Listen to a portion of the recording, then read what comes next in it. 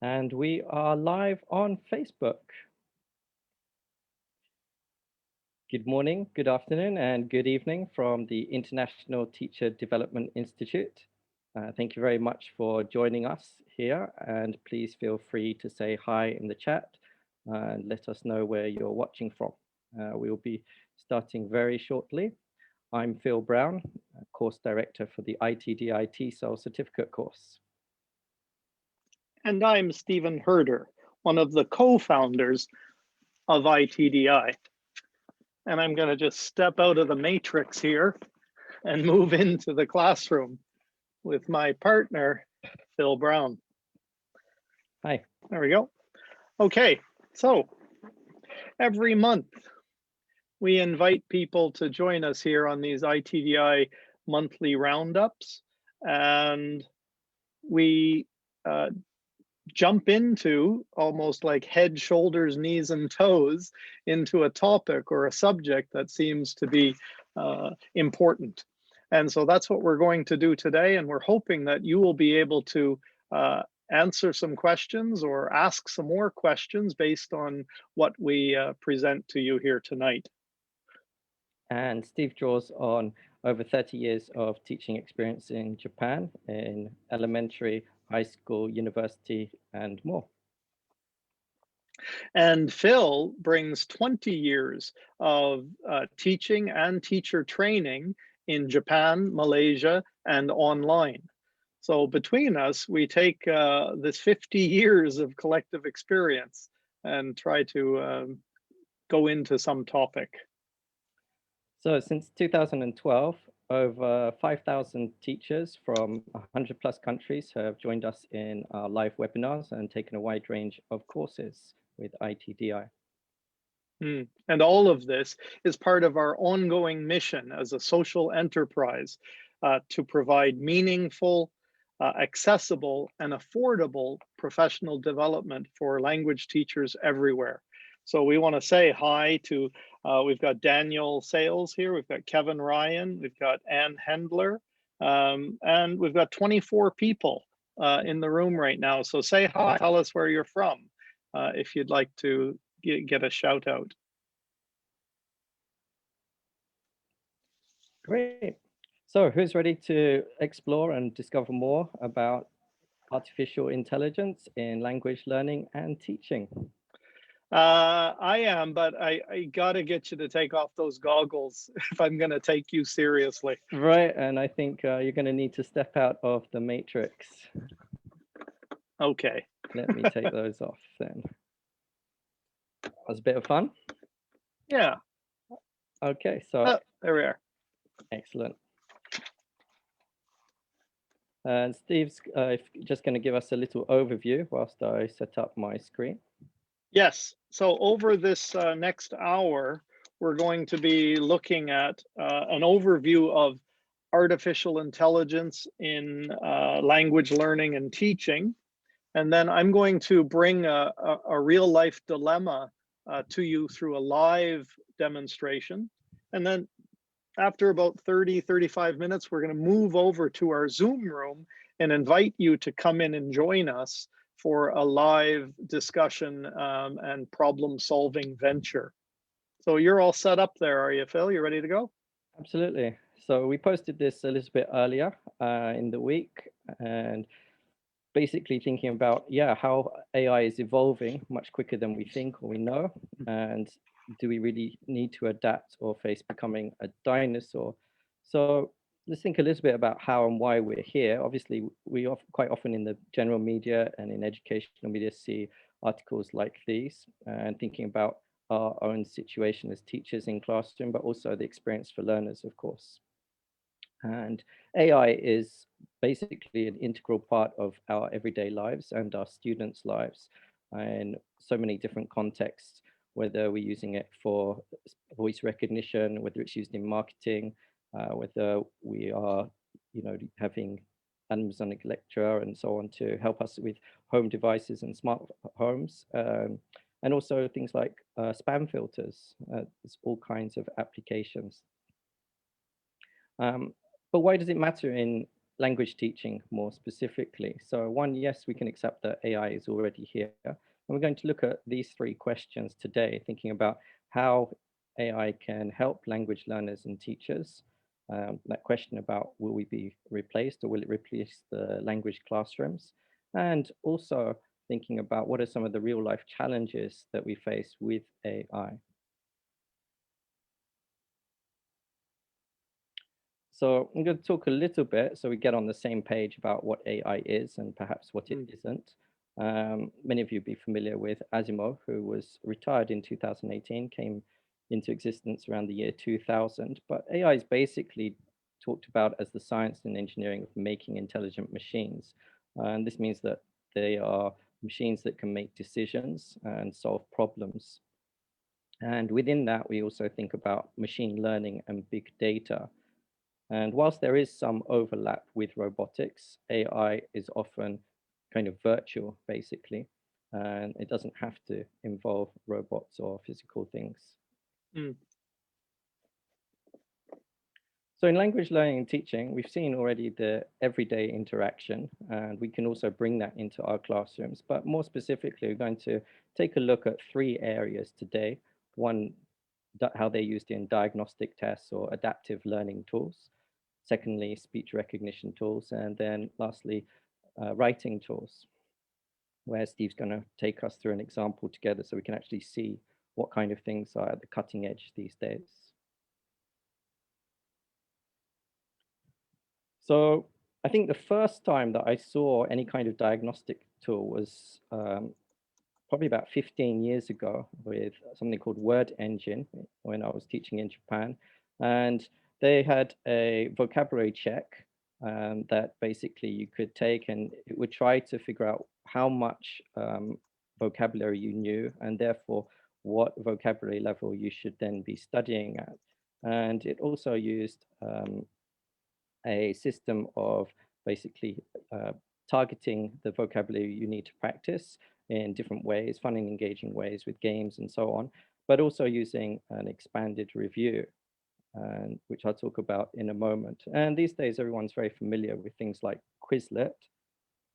And Quizlet also uses the idea of expanded review or spaced repetition, which is also sometimes talked about as spiral learning. So for those of you who aren't quite familiar with expanded review and spaced repetition, I'll give just a 1-minute overview. This looks back at the idea of the forgetting curve, which goes back to some quite narrow research, but interesting research about more than 50 years ago.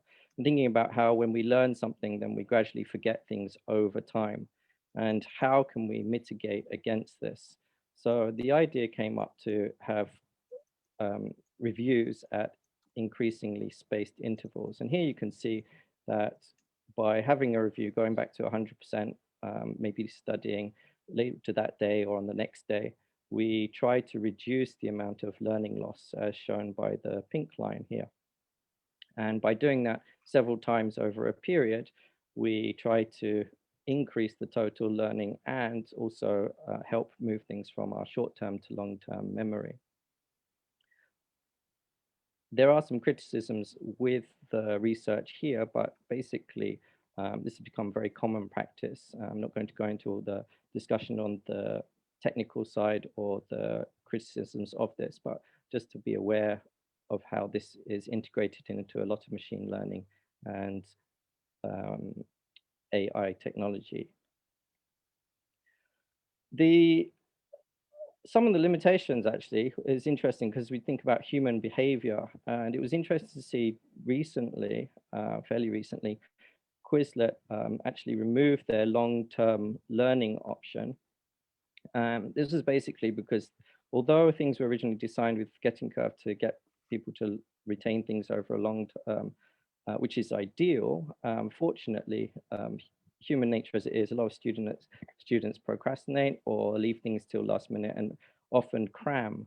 And the situation of cramming basically meant that having the spaced intervals over a larger period of time wasn't really working. So they actually rewrote their algorithm to try to account for that. And that was quite interesting, seeing how basically we have to adapt and how these learning tools also adapt as well. And secondly, we can take a look at speech recognition, which, we can use that from speech to text as well as text to speech. And last week we had Paul Rain come and share us some things with teacher tools. And there are ways that we can record our voice and they can be recognized, and they can then our answers can be checked using software, and we can get feedback on them.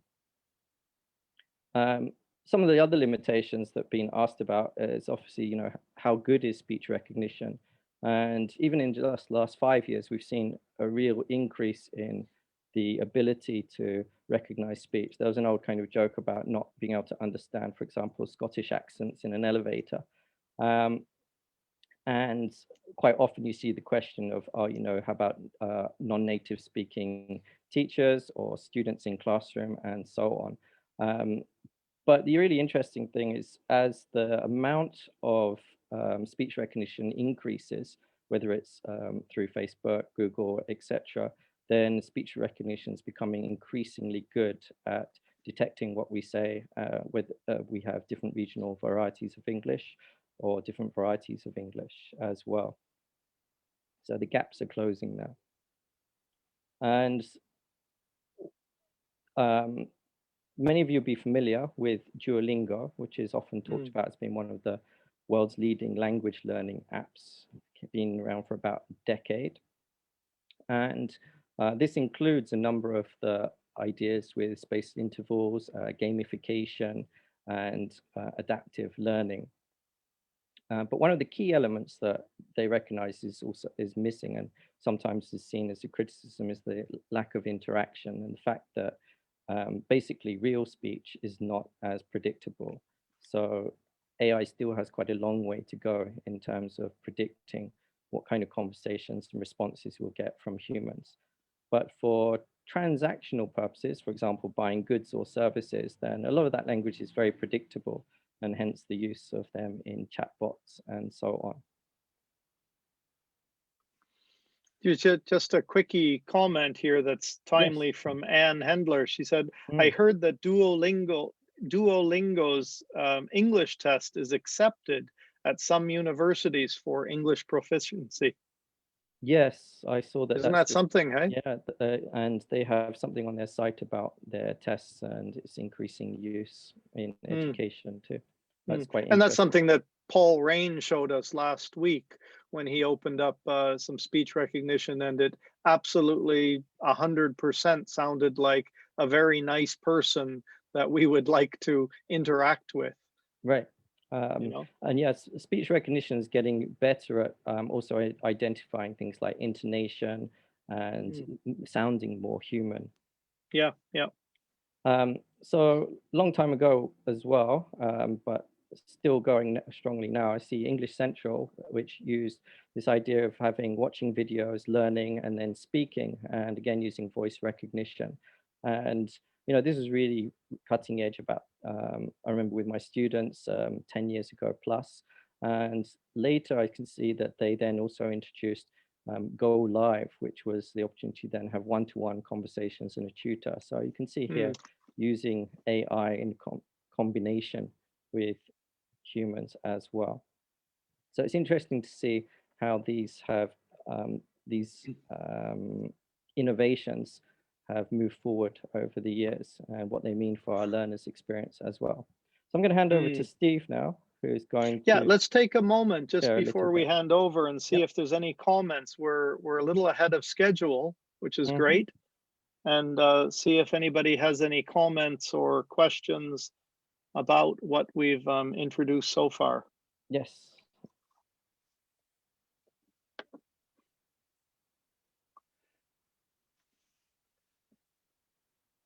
And feel free to... I guess while people are typing, the reason we're going into this next section on writing tools is that there are a whole bunch of almost, I've run into 3 or 4 different sites in the last week or so that are now aiding students in writing, paraphrasing, summarizing essays. And it brings up, as we see on the slide, some ethical dilemmas and even bigger questions about our roles as teachers. Right. And now that you've opened those websites, I expect AI is now sending you even more adverts for essay writing tools. That's right. So I just did that tonight. I took me a long time to decide whether I wanted to join or not, but for the sake of everybody out there in our audience, I joined these websites, and now we'll see what actually happens. Okay, so I've stopped my share and Yeah. shall hand over to So you. yeah, you're seeing this Wikipedia site, hey, Phil? Yes, we are. Yeah. So let me explain that I have a third and fourth year seminar, which is fondly in Japan called a zemi. And the zemi is a 2-year experience where we work with undergraduates in my case, a global English course, who have the challenge of writing a 4,000 word dissertation in English with some original research. In my particular case, they have to do surveys or interviews, experiments, or even coding of some kind of information. So all of what I'm about to show you is freely available to some degree. Some you have to pay for to get the most out of, but freely available to Canadian, American, British, Australian, New Zealand, and students all over the world. My big dilemma that's actually happening a week or so from now, when I meet my students for the first time, I have no problem giving them something like APA, right? The style sheet, or a link to a website which will show them how to make citations or do references or check on APA style. But now, what am I going to do when they want to use some of these things? And they're such powerful machines in the hands of people that don't know really what they're doing. It offers a big kind of ethical, moral, and educational dilemma that I'm facing. Yeah. So I took our title and artificial intelligence in language learning and teaching, and I put it into Wikipedia, and nothing comes out. There's no website with a full description of that, but there is one on machine learning. So if I click on, now I realize you can't see a lot of detail here, but I'm trying to get across a basic message. So if you follow along with me, you'll see I found this topic on machine learning. And if I scroll down, I see this thing called overview. Right? We can see that. And I'm going to say, well, that's kind of where I want to start. So I'm going to copy it, Control C. But I've listened to Stephen in class enough to know that paraphrasing is a bad thing. Or I'm sorry, plagiarizing is a bad thing, and paraphrasing is a good thing. So if I go over to this paraphrasing tool, which is called Quillbot. Jump in anytime, Phil, if you're not seeing what I'm showing, okay? Okay, so I've got Quillbot here. I have copy and pasted. So now I'm gonna paste into this machine learning involves computers discovering blah, blah, blah. And then down at the bottom, I have a button that says paraphrase. Okay. There you go. Now, if you look at I'll just read a sentence or so. It says, machine learning involves computers discovering how they can perform tasks without being explicitly programmed to do so. And they've changed it over here. Machine learning is the process by which computers learn how to blah, blah, blah, to perform tasks without being specifically programmed to do so. Okay, and they're showing me words that have been changed. So say I were to copy that, and now I'm actually going to go over to this essay bot, which is a free essay a free essay maker. And I've already beforehand, I put in this topic of artificial intelligence and language teaching and learning and teaching. And they've given me, you can see all of these paragraphs, right? I'm sorry, they gave all kinds of sources as well, but they also give me all of these, all of these different paragraphs if I want to use them. So I can, as a student, I can pick which ones I want to use to build my essay. Is that right? Yeah. So say I wanted to take, maybe I wanted to use that one on machine learning, that paragraph that I just got on my own. Now I'm going to add to it. Now, of course, I'm going to take time to read through, but for the sake of this demonstration, I'm just going to click on a paragraph, and it says they've actually taken this from something that's been published on the web. Mm-hmm. So they've got this option for me to rephrase the paragraph. Right, so you can be. Now you can see that all of the red words have been paraphrased into green words. And if I'm happy with that, I add it to my essay.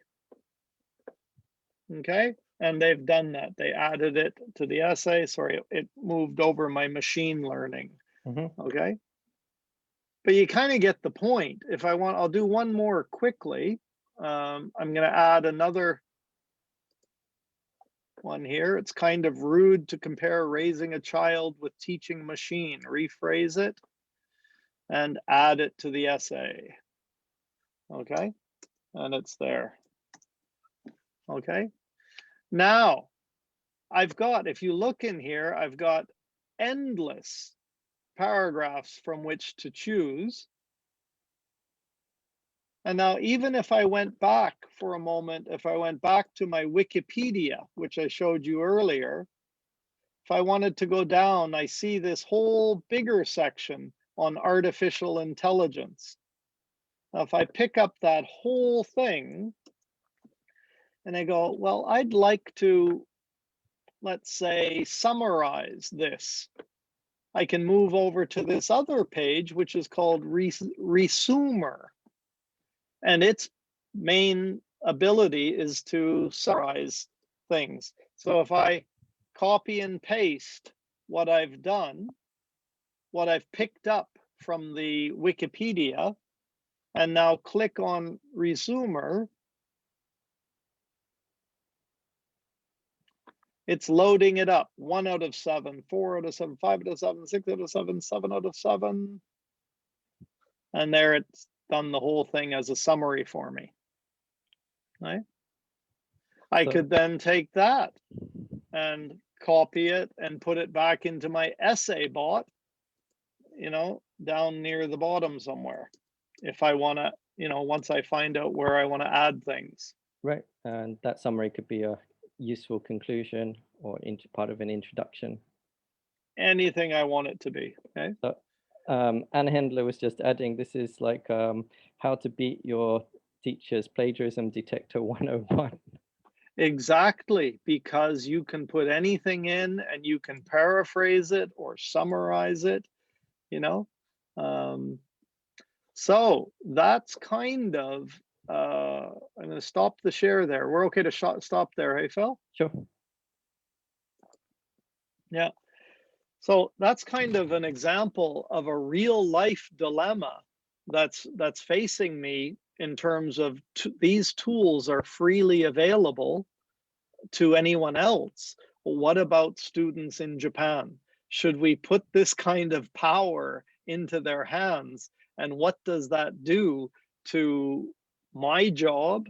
What does that do to their task of writing a dissertation? Yeah. Oh. So just thinking about some real life applications as well. For example, I belong to a copywriters and editors group here in Malaysia. And for the last few years, this topic comes up quite often. And looking at how good AI is becoming at writing ad copy. And, you know, also even creative stories was one area that was thought that, you know, AI is still not going to break through there. But recently there is quite a good story that's been written completely by AI. Most people couldn't recognize that it was not written by a human. So yeah, the gaps are closing. And of course, in terms of work and what people actually use in reality, then yeah, people may be using these tools and then trying to decide what is the best version that they will use in real life, and maybe that saves time on writing copy. So there is Mm. a real life kind of application to consider. So yeah, this is sort of one extreme of the whole Klein. But when I first started teaching the seminar course, you know, the Mm, 2 years of preparing or helping guiding students through writing a dissertation, I asked a whole bunch of professors what they did. And one professor showed me how he was teaching the APA style to his students. mm, And I went on and saw that you could pick up an APA template and just give it to them. right. Why would we need to? And so that's going back to this kind of dinosaur thing. Mm, The metaphor of being a dinosaur is, you know, what's our role in right. terms of, you know, what the AI can do for the students versus what are used to teaching in the classroom. Right. And staying relevant and moving with the times and the technology. Yeah, yeah. Um, so I think this kind of brings me back a little bit um, to the idea of that question, will AI replace language teachers and classrooms? And I think um, although we may never be fully replaceable, as we've seen in the previous examples, where we still need that human interaction, and obviously teachers have empathy and other qualities that can't be replaced by AI. Um, but teachers who know how to use AI and new technology may replace those who don't. And so I Mm. think that's an important consideration, depending on context, of course. And then, The other side of that is yes, some teachers could be replaced, but there's a whole category of teachers that will never be replaced as full-time or tenured teachers at various levels. So the unintended consequence is that the students just become more and more disenfranchised in their lessons. I mean, 10 years ago, I read something where students were saying, I live in fifth gear. right, In my private life, I have to gear down to first gear when I step in the classroom because teachers move so slowly and do things the old way. So yes, that's the other, you know, consequence of becoming a dinosaur. right. And we can think back to one of the most popular TED Talks of all time by Sir Ken Robinson, looking at the classrooms and how they haven't changed in much of the world since the 18th century or Mm. the 19th century. Square rooms, you know, columns and rows of desks and a teacher up at the front, hey? Yes, so I think that's definitely worth looking at how we bring our classrooms into the 21st century, looking at what teachers are doing already and what Mm, we could be doing or what we want to be doing to introduce things ourselves. Um, just to touch on before we open things up for a wider discussion, mm, um, some of the other things to consider that often get raised is obviously the cost of technology. But we have seen costs continually come down and access improve. But we also acknowledge, especially from last year, the digital divide has grown. But mm. one of the other major concerns, especially I think amongst uh, in Europe and in the US, for example, as well as elsewhere, are concerns regarding privacy. Um, and what are what's happening with this data, face recognition, voice recognition, and so forth. At the other end of things, you have countries like China who have increasingly put cameras inside classrooms, developing technology to identify people's reactions and emotions, and Yeah. have this whole system of social credit. So there are some other issues that, yes, we can think about, but we probably won't go into a lot of detail at all today. Are we ready to share in our Facebook group? Yeah, we've got 28 people in there right now, and I'm going to share the link, okay, to our Zoom room. Okay, so we're going to invite anybody who'd like to join us into the room, and we're going to open up the discussion as we did last month. Steve has put the link there for you, so you can just click that. Can you also, does that also have the Zoom ID and pass? It does. Just in case. It has the ID and the passcode. Excellent. So if anybody's on a machine that needs that. Okay. And so we invite you, and you don't have to come in and show your face. You don't have to talk. You can just come in and feel the vibe of being directly in, having a lively chat with everyone.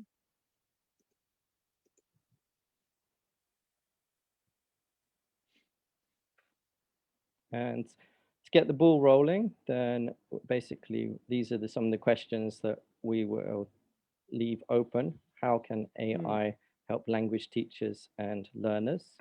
And so, whilst we also talk about thinking about some of the real life challenges that teachers and learners face with AI or introducing AI.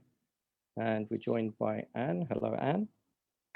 That's good to know, because I was just beginning to wonder if the link wasn't working, because people were in a little bit quicker last week. Anne, thank you for joining us. And to see John. Okay.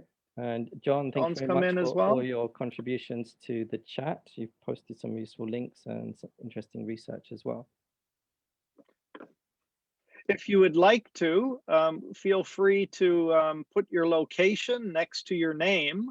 That's always something nice that people can have a reference point of where you're coming to. You can simply click on your name and it says rename. If you click on your name in the video panel.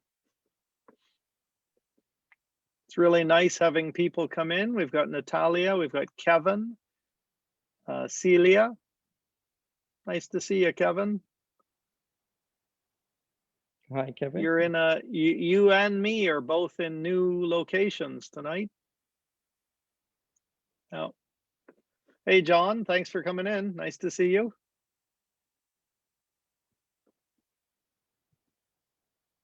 Ursiad is here. And Paul's here. That's great. And just while we're doing that as well, if you'd like to share in the chat, I was just curious actually, who is using AI? You can put a yes, or if you're not using AI technology and so on in your classrooms yet, you can put not yet, and feel free to share what kind of tools that you're using or websites or apps. And then it's always interesting for other teachers to be able to see, share, and learn from each other. Now, Phil, in our Facebook Live, it looks like we're still on, we're going to be trapped in speaker view. Is that the case? I'm just seeing if I can adjust that. I've got grid view on my own laptop, but Facebook Live is still in just speaker view.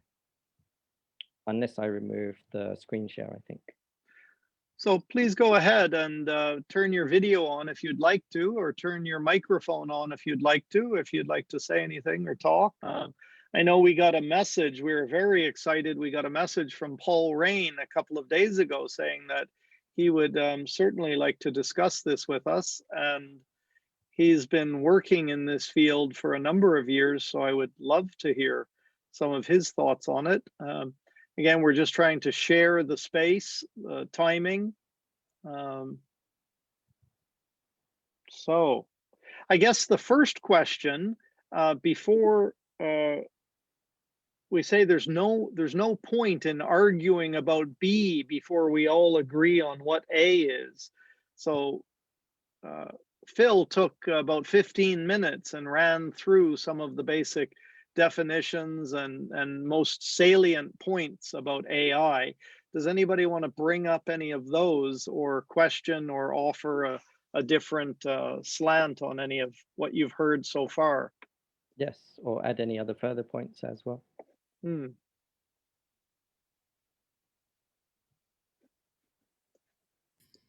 Can I Yes, go ahead, chip in a John. bit? Yeah, this is really interesting area. This is actually my research area. I'm doing a PhD at the Tokyo Institute of Technology, Mm, and Great. we're developing a AI writer for second language mhm. learners, and as part of that, I'm looking into a lot of this. So the ethics of using AI tool in the classroom, and just Help.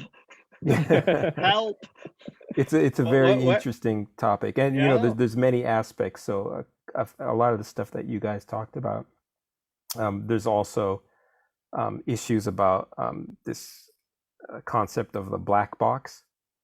So Mhm, a lot of these AI technologies, you know, they make their decisions, and we don't know exactly how mm, the output comes from the system. So there's issues about privacy, intellectual property, human agency, groupthink, right? So does using a lot of these AI technologies, is it going to force our students to produce a similar output, right, or same output? mm. How do we get students to showcase their individuality, right, when they're using technology that's sort of guiding the way that they think in the classroom? John, you're Um, adding a whole bunch of questions here. I'm dying to hear what you think about some of these Yeah. answers. well, I God, they're mean, good questions. I yeah. So yeah, the stuff is, I think, either way, right? This stuff is going to come out more and more. These technologies are going to be used more and more in the classroom, and like you guys said, how to not be a dinosaur, but probably more importantly, how do we change our practice? Mm, So I think instructional design becomes just more and more important.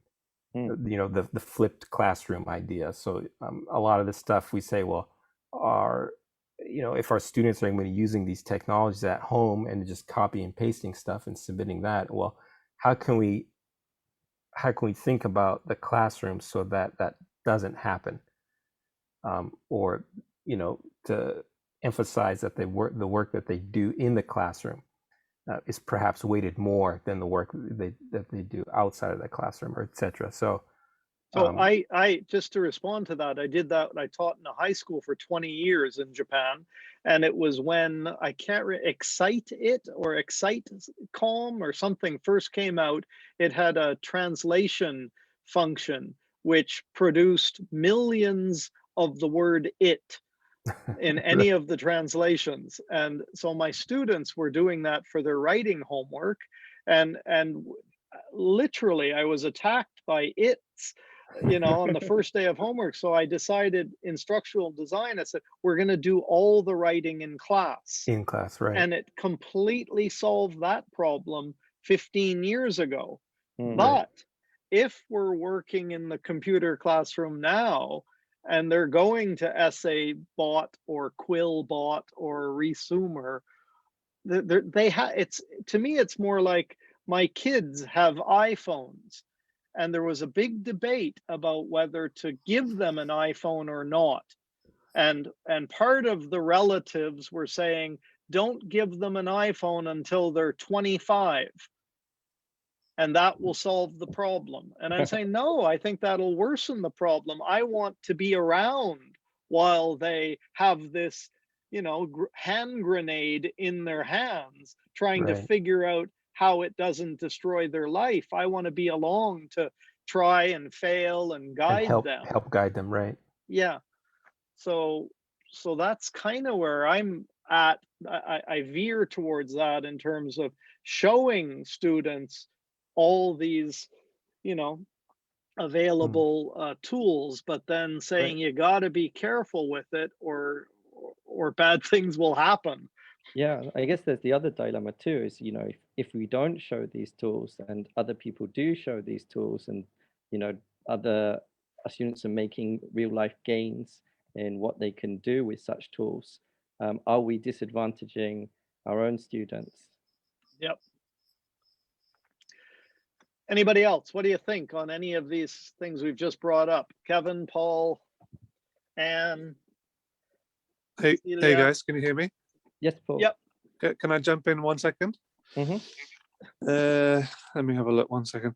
So one of the things you were talking about is, will AI replace teachers, or will AI make language learning, kind of pointless and defunct? And I think you have to look at the reasons for learning English. So why do students learn English? And there's a variety of different motivations.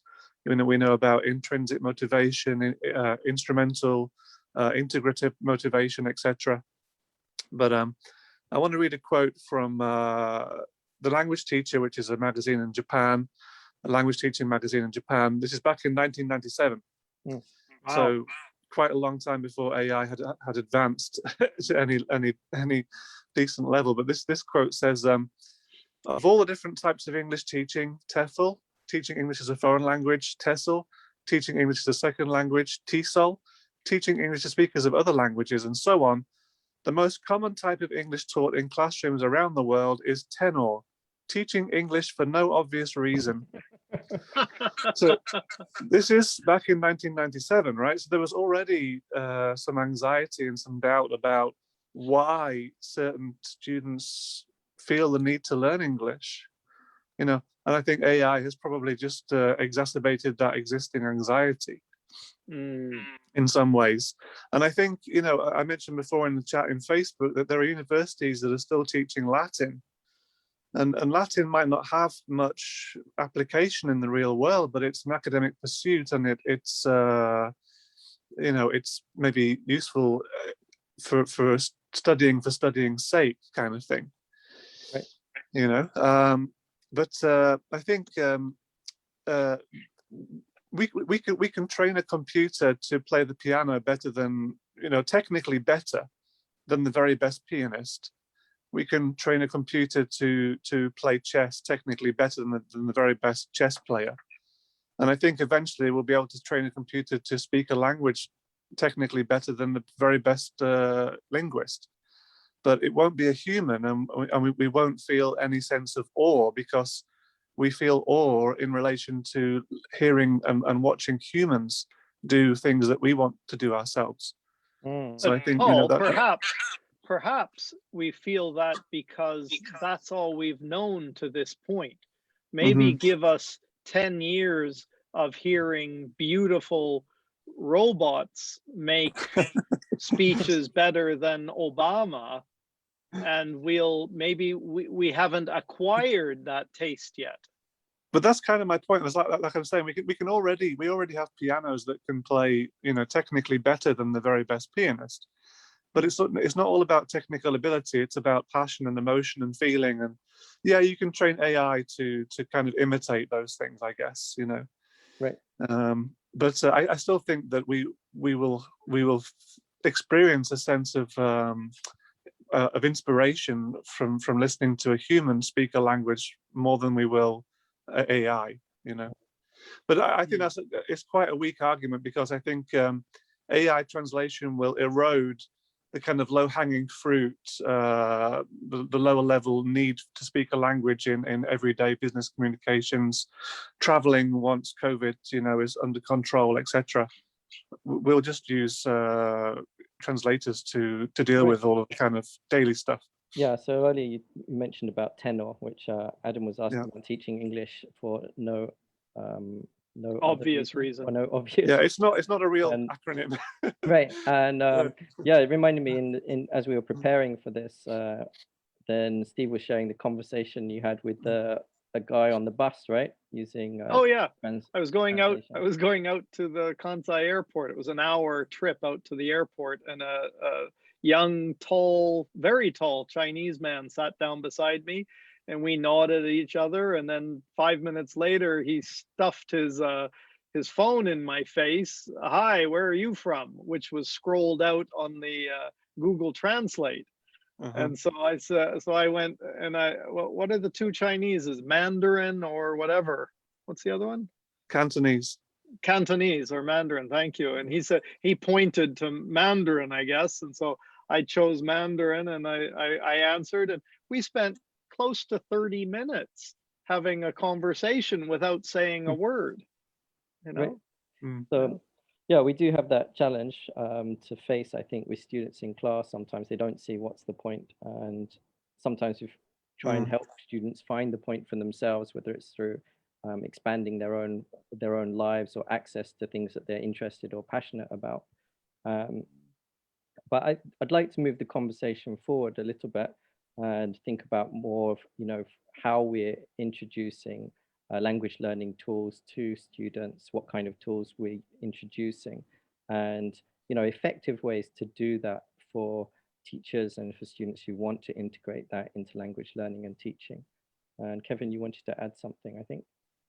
Oh, I did. Well, this actually, Grammarly. I've been there's and Grammarly I think uses AI to help with a writing assistant. They don't call it a grammar checker anymore, but there's a constant struggle between my camp for Grammarly and the other camp, which uses a what's it called, Criterion, or it's another kind of grammar checker that is done, and also plagiarism checker. Starts with a C.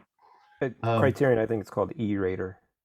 There we go. Yeah, and that's basically done by the teachers, whereas Grammarly is done by the students. And to give the students a tool to check their own language and show them how to use it is something that I think is really valuable. And I'm getting a lot of blowback, and it's like, oh, we're the students, we're losing control over that, and so that we should have this criterion to really, impose our will upon them. And so, yeah, just two ways to think about that. Kevin, that's very interesting. You mentioned Grammarly. Maybe next year there'll be a paper coming out about the effectiveness of Grammarly on second language learners and how it impacts their writing. Look forward to it. So we did we did a study, and we analyzed student writing when they use Grammarly and when they don't use Grammarly. And basically what we found is that Grammarly does improve their sort of lexical richness and lexical diversity of student writing while they use it. So it's definitely a good tool to use. And is that are they able to actually internalize the improvements though? So they write one essay, they use Grammarly, they get the feedback, they write the next essay, they don't use Grammarly, but it's actually improved. We didn't use a pre-test, post-test research design. So all that we were sort of trying to answer was, can they be better writers while using Grammarly? And I guess the point is that we were trying to make is that it's the new normal. Students, it's the same thing that maybe 20 years ago, right? When spell check, grammar check came out, everybody said that spell check is going to destroy student learning, right? Yeah. But it's been here for 20 years and everybody uses spell check. So our argument is that these types of technologies like Grammarly, they'll probably negatively influence some part of learning, but the new normal of writing is going to reflect these technologies, so we can't ignore them. I wonder if we have to move away from that idea of students actually acquiring this is going to sound kind of strange, actually acquiring grammatical knowledge. Because if you're saying, well, okay, they have access to the device whenever they need it, and therefore the device, it's called a cognitive something or the cognitive, basically it's a device that makes you more stupid rather than more intelligent. I can't remember now what it's called. I can't remember a phone number now if my life depended on it. Yes, exactly. Where I used to know probably 100 phone numbers in my 20s. Right. Yeah, absolutely. That's a part of it. It's called like cognitive degeneration or something, right? So these tools definitely contribute to that. But on the other hand, I heard that that Cambridge University was considering allowing internet access, for example, in exams, because it's just not realistic to deprive students of that function. Yes, and that's a similar point, I think, in the past, previously when electronic dictionaries came in. And I know when I was a student too, I know it's more than 20 years ago, but you know, the difference between some teachers who would allow electronic dictionaries in tests and others who wouldn't. And the argument being made that, well, you have access to it in the outside world, so why on earth wouldn't you have access to it in the here and in a test? Like Anne's put in the chat, like calculators in math class or math. Yes, and so it's what it enables us to do. So yes, we have this kind of bicognitive degeneration as one issue, and on the other hand, we might start thinking about also what are we gaining in terms of ability to search and analyze, organize information, etc. Do you think that people pretty much fall into one camp or the other? You know, like keep things away from students because they're students and they should be learning these things, or provide them and try to monitor? I feel like it's probably a spectrum, wouldn't you say? Like, Is it Bloom's taxonomy with at the bottom it's like memorizing and recalling facts, and at the top it's more like, you know, bringing facts critical together thinking. to create an argument. Yeah, so that we're basically pushing up the hierarchy of the Bloom's taxonomy, aren't we? Right. Yeah, and Andy Boone's added in the Facebook comment as well the point that, you know, using Grammarly, for example, is still also a skill that need to develop.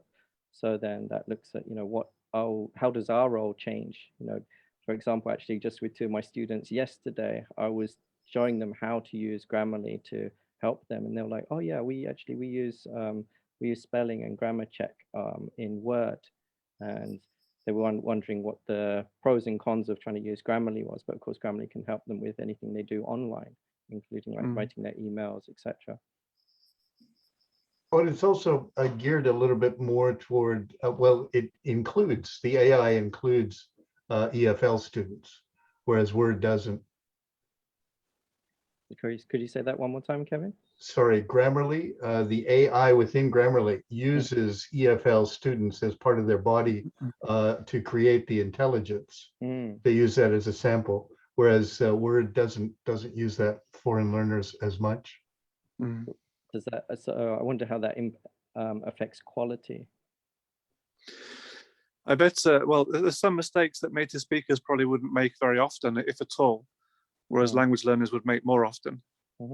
Maybe preposition, article, what do you call it? A versus an, for example, or forgetting the article when a language that has zero article like Japanese. A native speaker is probably pretty unlikely to forget to use an article altogether. So I think it contains more kinds of errors that, or it would detect more kind of errors that language learners are likely to make. Is that right, Kevin? That's right, yes. Yeah. So going back to Steve's dilemma, I'm curious to know what people in the audience think, as well as everybody who's here. Do you think that Steve should show his students these tools and rethink how he's going to teach his class, or carry on as he's been doing and hope they don't? And hope nobody sees this Facebook, because I've got a number of students on Facebook. I just realized, oh my God. And the seniors will be telling their juniors and so on. Well, let's go in order. Out the bag. John, what do you think? John? Yeah, well, I guess it depends what kind of teacher. I'm more inclined to show them the tool, show them tool, tell them everything that's out there, and understand.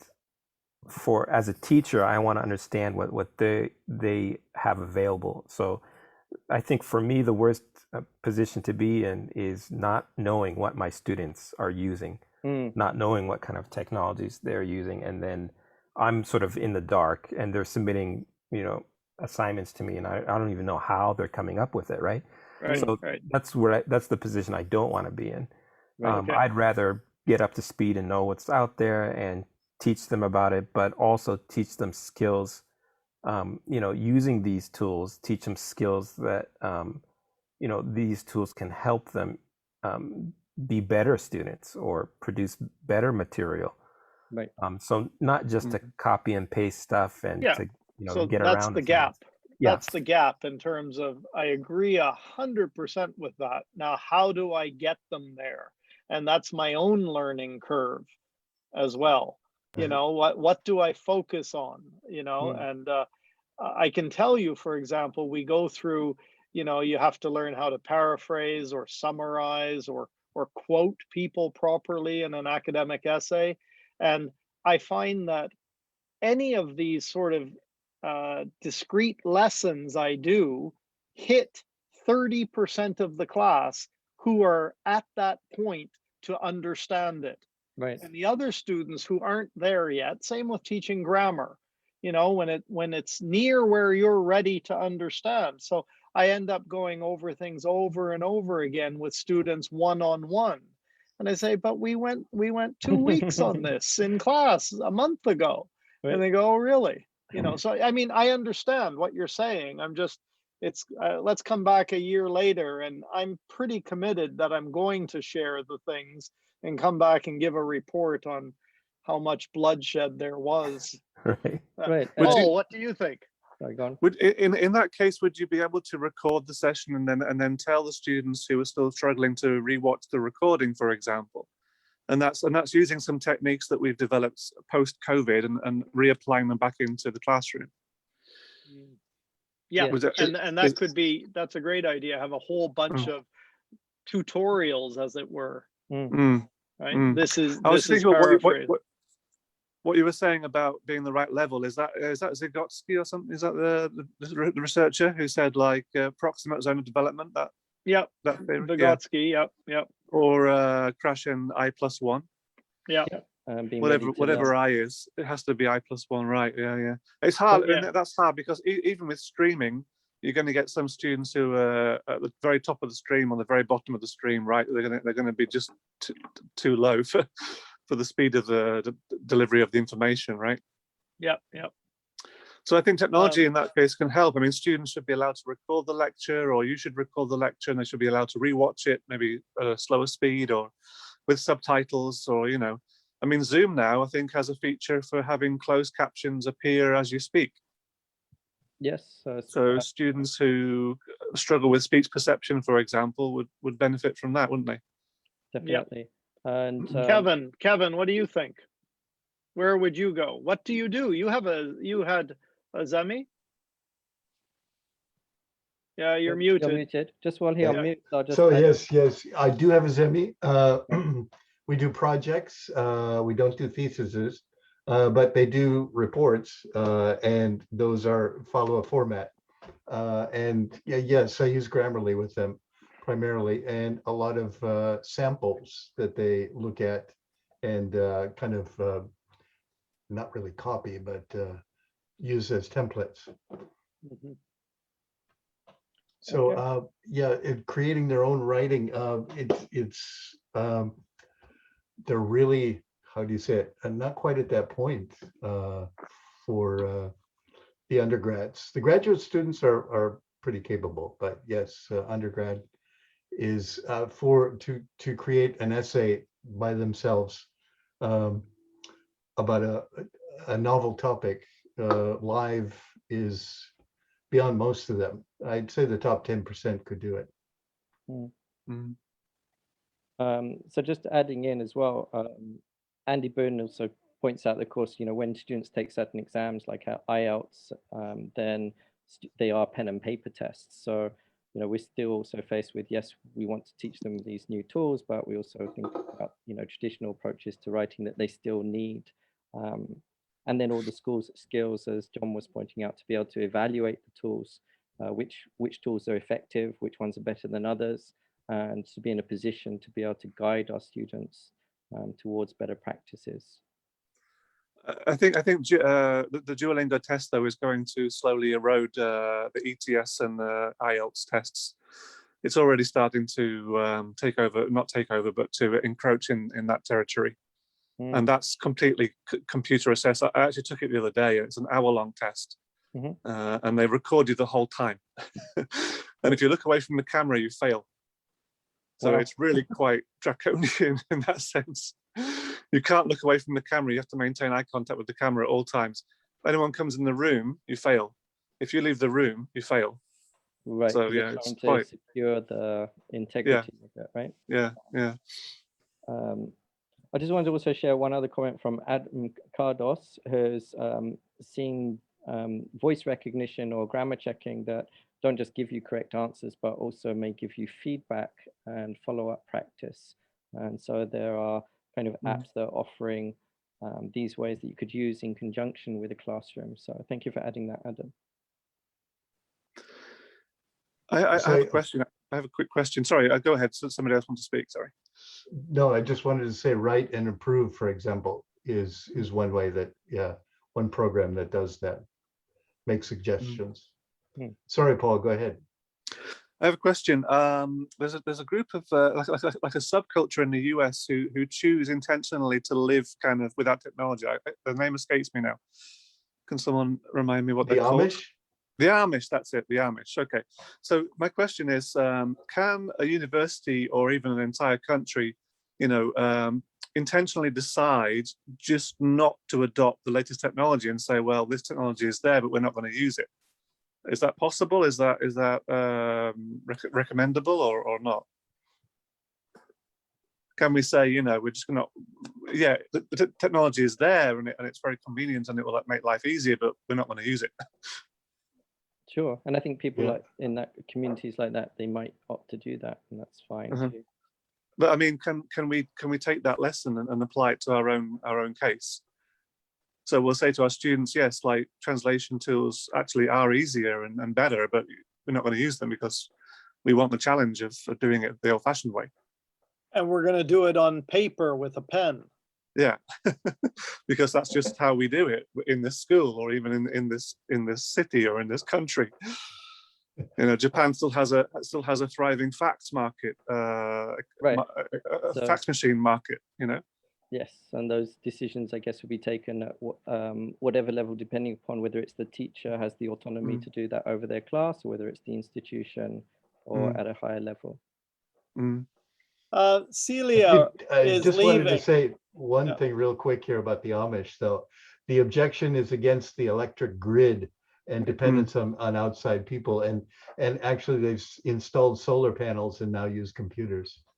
Okay, it might not have been a very good analogy, but I was trying to get can we intentionally reject technology even while admitting that it is better than the way we're doing things, in some ways. Sorry, Stephen, go ahead. No, I'm just, I started to say Celia has to leave, and she'll continue following our work. So thank you very much, Celia. We probably missed you by now, and Natalia in Ukraine is planning to introduce Grammarly to my students and discuss the challenges that too much reliance on it will bring along a series of other kinds of problems. And that sounds like, a judicious, way to go. I remember that word from the How Much Japanese to Use in a classroom full of Japanese students. And they say it's the judicious use of Japanese versus English only. And so it's kind of calculated or thought about. It's not just random. So,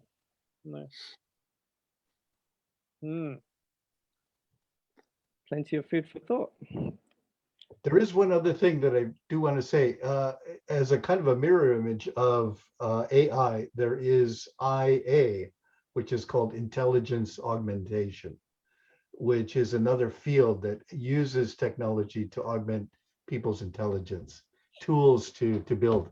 And now they're starting to merge with AI together, and it's all coming together, but it's an interesting field, not as well known as AI.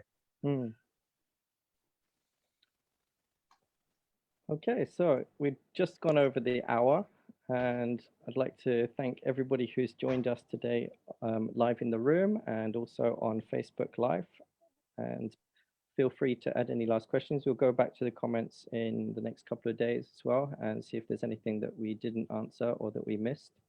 Can I have a bit of a selfish plug, but I'm actually doing a survey about this topic exactly, AI and education, and what do educators think about. Is it okay if I put it in the chat right here? Yes, or- definitely. Please Absolutely. add it to the comments, and then everyone can Yeah. join in. Why don't you put it in the Facebook as well if you can access Yes, both, into the either discussion. and or. We'll Hold on, let me see if I could get.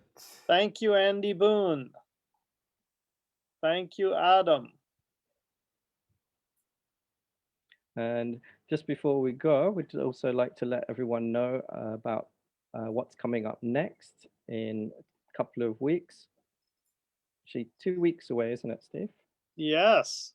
Our next Facebook Live is our first ever panel discussion with Scott Thornbury, Dorothy Zemak, Kevin Ryan, who's here with us today, and Stephen Herder.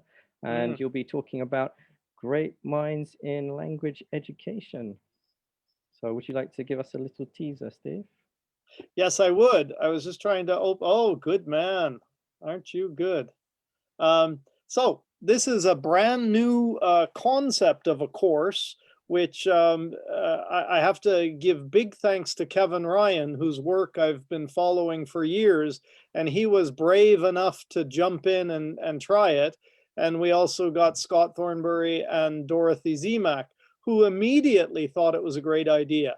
And the premise is that we all have books on our shelves. And mine happens to be right here. And this is the book, Visible Learning for Teachers, which was based on this book by John Hattie of Visible Learning, which was, a meta study of 900 different studies analyzing the factors that lead to learning. So I've chosen to take this book and go deep into it with a group of fellow educators over 8 weeks. And so that's what we've come up with, is an 8-week. Kevin, if you've got your book handy. No. Sorry, no, it's at the office. That's fine, yeah. I've got an ebook here, yeah. Yeah, so can you scroll to the book covers, Phil, or not? Yep. There we go. There we Yeah. go. So actually, Scott's going to do this meaningful action, the Earl Stevick's influence on language teaching, and Kevin Ryan is doing task-based language teaching theory and practice. Scroll a little more there, please, Phil. There you see Dorothy Zemak, English for 21st Century Skills, and myself doing visible learning for teachers. Now, we'll be acting as leaders, facilitators, but it's meant to be a very a bit of a SWAT team approach to dividing the book up into 8 sections, doing pre-readings, and then coming in and discussing, debating on the theoretical side, and then also applying on the classroom practice side. So a combination of theory and practice. Kevin, have I missed anything that you want to add to yours? No, that's pretty close to what we're doing. Mine is a little bit more theory oriented and needs a more adaptation to practical, but we're going to get there. Yep. All of my prep process is on my blog, which is at kevinryan.com. kevinryan.com, and you've been doing that a number of weeks now of prep into that course. Right. And Yeah. Kevin's course will be starting in May. Kevin and Scott's course starting in May and June, and then Dorothy and myself will be in October, November. Dates are all there on the iTDi website, so check it out if you're interested. Yes, and if you want to have a unique insight into how Kevin goes about preparing one of these courses and developing a course over time, then that's what he's blogging about at kevinryan.com. And what I've read has been absolutely fascinating and enjoyable, and gets me thinking about my own course preparation and design practices as well. So thank you so much for sharing that. Kevin is saying, hey, it's you're getting into the rabbit hole of prep, aren't you? It's an endless world. Well, talking to you guys about the colors and highlighting colors and stuff like that, that's a whole nother dimension. Yep. John, there was in case I never see you again, but I hope that's not the case because I really like what you're doing. But how deep are you into the PhD? I'll be I'll be in my second year. Oh, so still a puppy.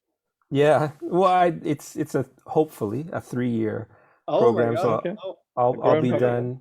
Yeah, I'll be done in 3 years, and the AI app, the writing app that I'm developing is already out there. You guys could check it out. It's just a free.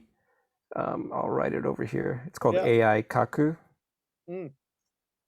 That's the URL right Haku there. is in right. Yeah. Yeah, my.aikaku.app. It's just a free web accessible app. It's made for second language learners. Yeah, Okay. this was awesome. I'd love to join something Yeah. like this again. Cool. Please Yeah, feel please do. feel free to share those links in the Facebook chat later as well. Mm. Okay, so we're going to take a wrap there. And thank you once again, everyone. We look forward to seeing people back in 2 weeks' time for the panel discussion. And you'll be able to ask Dorothy, Scott, Kevin, and Steve more about it. Great, great. All right. Thank you, everybody. Thank you, and good night. Mm. Good afternoon, and good day.